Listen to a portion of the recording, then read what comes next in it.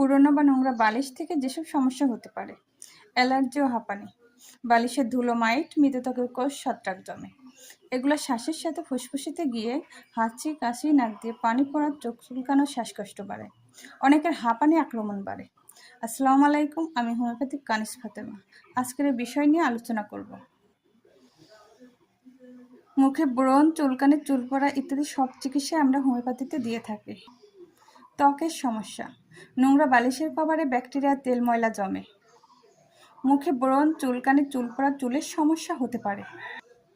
ঘাড়, কাঁধ ও পিঠ ব্যথা: ভুল সাইজের বালিশের কভারে ঘাড়, কাঁধ ও পিঠে অস্বাভাবিক ভঙ্গি হতে পারে। কখন বুঝবেন বালিশ বদলাতে হবে?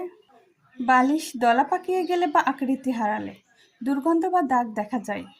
ঘুম থেকে উঠে হাঁচি, কাশি, নাক বন্ধ, চোখ চুলকানো হয়। 1 থেকে 2 বছর ধরে একই বালিশ ব্যবহার করলে। প্রতিরোধের উপায়: প্রতি 6 থেকে 12 মাস অন্তর বালিশ বদলান। বালিশের কভারে সপ্তাহে 1 থেকে 2 বার গরম পানিতে ধুয়ে নিন।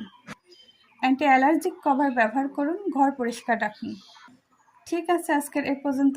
যারা আমার চ্যানেলটি ইউটিউব থেকে দেখছেন, সাবস্ক্রাইব করে অবশ্যই পাশে থাকবেন। আল্লাহ হাফেজ।